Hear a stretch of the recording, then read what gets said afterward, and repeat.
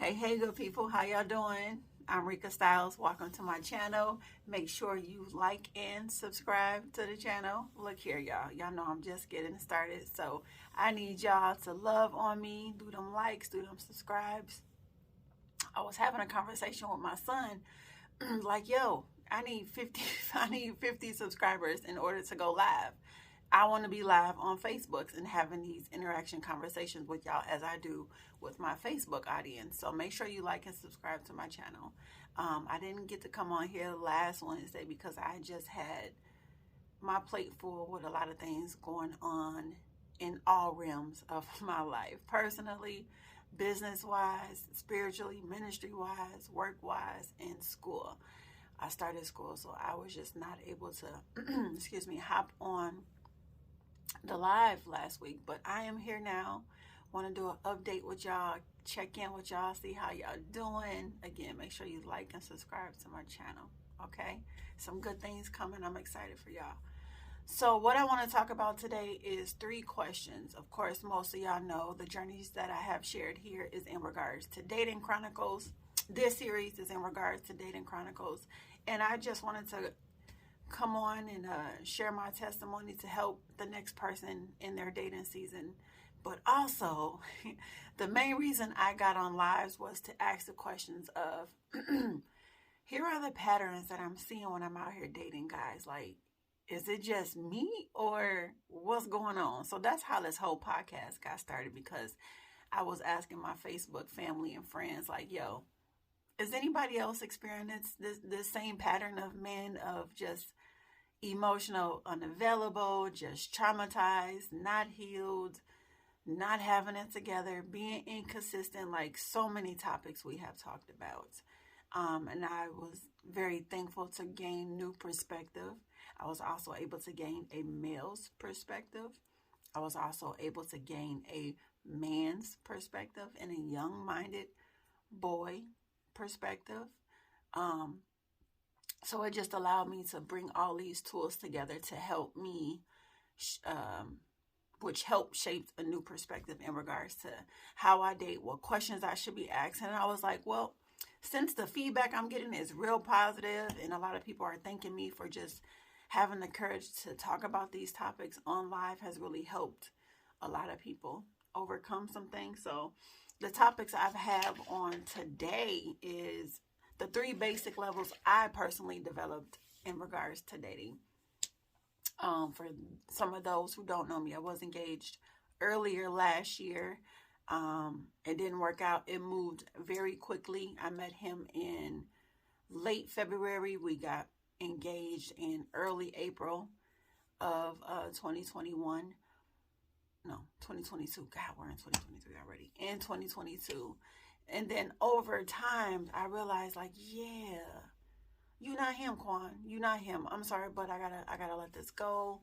And it really caused me to sit back and reflect on questions I should be asking the men that I'm dating in the dating phase, not in the phase of we're together. So I have 3 different levels of dating that I want to go over with you today. And the first one is, of course, getting to know someone enough to see if you want to continue to go further with them. And so in the first stage of dating is, of course, you're getting to know each other. You're going on dates. You're having fun. You're laughing. You're getting to know the basics of one another. You're learning to see if this person is consistent. You're learning to see if this person is really doing what they say they're going to do. Are they expressing themselves to you in person as they are with you over the phone? One thing I noticed, amongst other things, in this dating journey of mine is a lot of men will say things over the phone, and that means via text or messenger, and they wouldn't say it in person. They wouldn't say it to my face, so that caused me to look at it like, well, what's behind that? What's behind you that you can't verbally express yourself to me when we're together, but you can say it over text message? And I'm like, words is words, but let me see your words with actions. That makes a whole great deal, And what I also learned with dating is men who I don't want to say all men. I'm not going to say all men, just in my experience with dating. So, Cliff Notes. All the things that I talk about in this podcast is in relative to me and my experience and my experiences and what is true to me. I'm not speaking for all women. I'm not speaking for all men. Just my experience. Okay. Just want to put that disclaimer out there. So a lot of the men that I were dating, and I'm not dating a lot of men at once. Let me just say that too. But the men that I found myself dating, they were very verbal, but their actions didn't line up with their words. Or their actions spoke louder than their words, which I'm like, that goes a long way with me. Actions speak louder than words. But when words and actions come together, baby, that's what's up. And so I was having a conversation with an old friend, and he was like, most guys, he said he too had this conversation with his male friends, and he recognized you won't get both. And I said, you won't get both. I will get both. Don't be speaking for me, but I will get both. Okay. And what he meant is most guys that say, I'm sorry, let me back up. What he was saying in the survey that he asked his male friends, and the question that came about is, would you rather have somebody saying all the things that you want them to say, but not showing you? Or would you rather have a person showing you, all the things that you want to hear, but they're showing you, they're spending quality time with you, they're giving you their undivided attention, they're making moves for you, they're sacrificing their schedule for you, like they are really, doing the actions, but not getting the words. And I was like, I'd rather get the actions versus getting the words and no actions, but at the same time, I want both. If you tell me that you want to be with me and you want to spend time with me and you like me, then okay, let me see your actions. What are your plans behind that? What initiative steps are you taking to show me that you want to be with me? So I will have both. I will have a man that will say as well as do. Okay, I'm just speaking from my situation. Speaking and it shall happen, okay? Words create worlds at the end of the day. Anyway, so phase 1, you're getting to know each other. You're seeing if you're consistent. You're trying to fill out, okay, do I want to take it to the next level with this person? At that time where you figure out if you do or do not want to take it to the next level with this person, I then, after 30 to 60 days, we have a conversation if it gets to that point. When it comes 30 to 60 days after getting to know each other, phase 1 of dating, then we sit down and it's like, yo, I'm really feeling you. This is what you're showing me. I have a great time when I'm with you. My energy is way higher when I leave you. You just like, your ambiance is what's up. Like, you feed my soul. I like how we collab. I like how we can talk and just joke and just chill and be with each other. It's no drama. We have the same goals in life. We have the same ambitions. Okay, now I want to take it to the next level, which is dating exclusively. Meaning for me that I'm only dating this person. So before phase 2, I was dating multiple men at the same time, not giving up none. Let me just put that out there. But just dating multiple men at one time. Because of course, when you're dating, you're collecting data to see, okay, this one is doing this, but I'm not really feeling that. So at this point of phase 2 is you're dating exclusively, meaning you both agree that you are not seeking anyone else out. You both are now going over the expectations of what you both expect in the dating exclusively. And to some people, dating exclusive means that you're in a relationship. For me, it's not.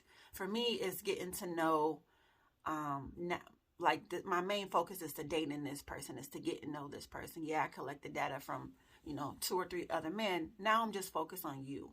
Okay, let me see what you're about. Let's talk, dreams, goals, and aspirations and see, if our paths align.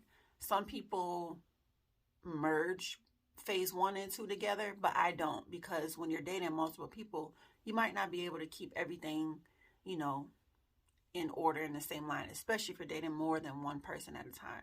So that's why I personally have phase 2 of dating exclusively. Okay, let me focus on you. allow you to focus on me. Now we're pursuing each other. Now we're digging a little bit deeper. Now we're seeing each other's habits. Now we're learning each other's goals. Okay, smooth, cool. We going on a deeper level. Now, okay, I'm liking where this going. I'm feeling you. You're feeling me. We're vibing. Feelings are starting to come about. We're making sacrifices. We're spending time with each other. We're feeding each other's soul on all levels, spiritual, mentally, emotionally, whatever the case may be. And I definitely want to take it to the next step and be in a relationship with you. Again, after that, 30 to 60 days, now you have a conversation. And again, it's what I do for myself. This is what I have found to work for me with my dating experience, what works for me. Sometimes I do want to go before the 30 to 60 days, but it really causes me, waiting that 30 to 60 days really caused me to see a person's patterns, learn their habits, see their flaws enough to know if I want to deal with them. Of course, a lot of people conceal when they date, and they say dating is to conceal, and marriage is revealing or whatever, but it is what it is. But there has been some times I do want to go before the 30 days and be like, yo, I want to be with you. Like, I want to make you mine. I want us to be in a relationship. So again, just feel whatever your situation is, just fill it out. But this has personally worked for me. It is working for me, I should say, because I'm still dating. Now, after that 30 to 60 days, we're having a conversation of, yes, I want to be with you. I want us to be in a relationship together. And now you are, I don't think I said it for phase 2, but phase 2, when you're dating exclusively, we're talking about expectations. What are the expectations we have for each other? For example, I expect you to communicate with me every day, once a day, or at least say good night or good morning to me every day. Expectation to get is not to pursue any other person, not to display yourself as a single person. Dating, taking down dating profiles, or putting it on sleep mode in the dating app, like deleting them, even though they may be sleep or not active or unactive, or I should say active on the apps. You still delete the app, so it's not tempting to go back into those apps and be like, I'm bored, let me see what's going on. That's how you get into trouble. So like, those can be some expectations that y'all set together. Okay, us having a date night once a week with each other, us talking on the phone one day a week. A lot of people like to text. I don't like to text. I prefer not to text when getting to know a new person, especially getting to know a new person, again, because we don't know each other's lingos. We don't know how we rock. We don't know our attitudes and emotions behind our words yet. So me personally, I prefer to talk over the phone or do like duo or meet in person. So that those can be expectations that you set when you're dating in phase 2. Now, phase 3, you want to set even more heavier expectations. Okay, maybe I want to meet your parents, or I want to meet your friends, meet your kids. Now, that's a tough one, because I'm a very protective person over the people I love and care for, especially my children. My daughter is 22. She lives in Hawaii. I don't have to worry about her. But my son, who just turned 13, he's a protector himself. It's been me and him for a very long time. Over 7 years. Oh, God, has it been that long? Over 7 years since he seen a male in our house, like hanging out, chilling, me in a relationship with somebody. He's met a guy or two I've dated outside of the home, but as far as in the home, chilling and hanging out before this previous situation, it was like 7 years. So he has a mentality of just me and him. So for me to introduce a man to my kid, I'm very cautious even more, because the engagement didn't work out. You know what I'm saying? So it's like, of course, he's a young man. His father is passed and gone now. Of course, he wants a male role model in his life. Of course, he wants a father figure in his life. And I have to be very careful that if this man is not ready to take us both on as a package deal, then yeah, you're not going to meet my kid. If you're not, I'm not dating to just be dating. I am dating to display myself and prepare myself to get married. I am doing the work that it takes to heal and to become a wife, to become an intercessor, to become submissive to a man that is following God. I'm definitely doing those things. And so I'm very cautious about the type of people I let in my home, let alone around my son. But I can just tell it was a lot of hurt.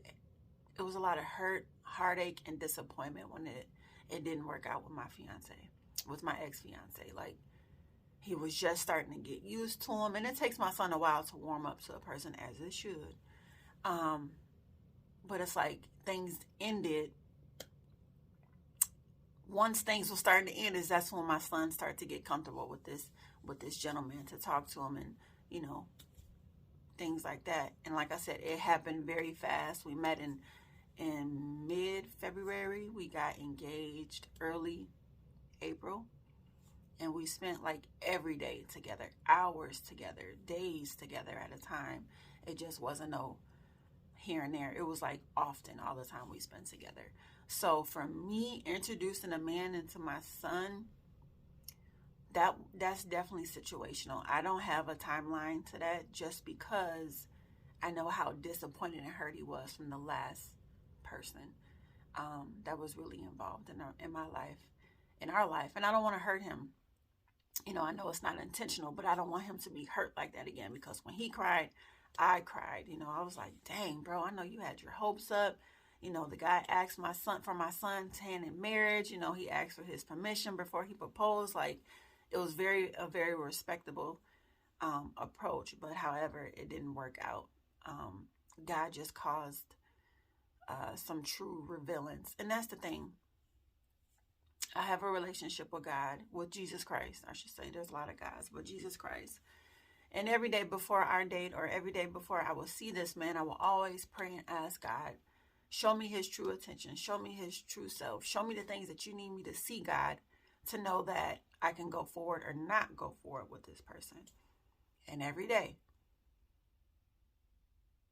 sometimes I didn't like that I prayed that. But I'm thankful, because God began to show true intentions, true personalities. And I was like, thank you, God, because I've been married before.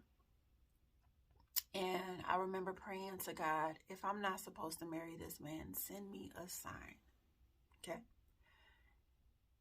At this time, I was saved, but I was backsliding. I've been backsliding at that time, for some years. But I didn't recognize I was still talking to God and having a relationship with me, and he was still answering me. Even though I wasn't going to church at this time, I realized I was still talking and praying with God. And he answered me 3 times. Not once, not twice, 3 times. God answered my prayers. God, if I'm not supposed to marry this man, please send me a sign. He sent me 3 signs. He sent the man that I had met, like the same day or the day before I had met him. And we had a beautiful friendship that we had built. He came back into my life. The second sign was my mama showed up to the wedding day. My mama don't like nobody, y'all. Okay, let me tell you, she don't like nobody. In regards to me, she showed up to my wedding. The third sign was that the judge did not show up. No one showed up to marry us. So I was like, this is my time to run. Runaway bride. I had my runaway bride opportunity, y'all, and I did not take it, because I didn't believe that God heard me. And at that time in my life, I was so insecure of who I was that I didn't believe that I can have better. Okay? Trust me now, I definitely know. But I didn't want to wind up in a situation like that. It's to the reason why I would pray every day before hanging out with him. I would ask God to reveal and ask God to guide, which he did, because I'm thankful that I did not jump the broom and see all the things that I saw afterwards. I'm thankful that God revealed those things beforehand And that's why it's very important for you to have a relationship with Jesus Christ, with God. Seriously, because, baby, he will tell you some things because he loves you and he know they ain't right. They ain't right. I have someone better for you who will treat you like the queen that you are, who will treat you like the royalty that you are. You know what I'm saying? And I'm just really thankful that I have a God that loves me enough to do those things. But yeah, definitely pray as you go on these dates. Pray as you are just continue on your dating journey, for God to guide you on where to go, who to talk to. Ask God to reveal people's true intentions to you, because a lot of people put on masks. A lot of people in dating put on their representatives and not their true selves. So when you have a relationship with God, he will definitely reveal those things to you. And that I will talk about that on my next podcast. I'm not ready to talk about it yet. And I just pray today if God is wanting me to talk about that. And not yet. So that will probably be next week's podcast, which I'm excited to share for you, because all glory to God at the end of the day. All glory to God at the end of the day. So yeah, I hope y'all enjoy this podcast. I hope it's helpful to someone. I hope it can be a great template to start in regards to dating, so that you know what questions to ask a person. And I was going to have some examples of questions that I asked in regards to dating. One of the questions I asked is, what are your intentions of dating? Like, why are you dating? Why are you single? How long have you been single? What are your intentions behind dating? And of course, it will be a dialogue. And some of my questions is, I'm dating to get married. I'm not dating out here to be dating and to be, will you be my girlfriend? Will you be my boyfriend? Absolutely not, baby. I got things to do in life. I know I am called. I am a wife. I might not be wearing a ring right now, but baby, 2023, I will be wearing a ring. I will be engaged. I will get married. I will meet the one that God has for me in 2023. Just declaring it right now. But at this moment, I am not. I am in waiting. And I say that to say, declare what you want. Be upfront and honest what you want in dating, in relationships. Be truly honest. And if they're for you, baby, y'all will take off like kites, okay? But if that person is not for you, if that person is not ready, then you can just scratch them off your list and keep it moving. You do not have to waste your time. You know, a lot of people say don't be open and so honest and transparent at the beginning. Why not? This is how I am. I'm going to tell it how it is. Yes, it may hurt. Yes, it may rub you the wrong way. Then you're not for me. But if it doesn't rub you the wrong way and it challenges and intrigue you, okay, let's go. Let's go. But don't let that stop you. Continue to be your authentic self. Continue to be transparent. Continue to be true to yourself. And that one that's truly for you, he will find you. He will know, yeah, she a little spicy. I like her. She feisty, yeah. I can definitely deal with that. But if you come off intimidating, nah, they can't handle you. And so you got to know yourself. You got to love yourself. Be honest with yourself. Be transparent. And just be you unapologetically. And you're going to be all right.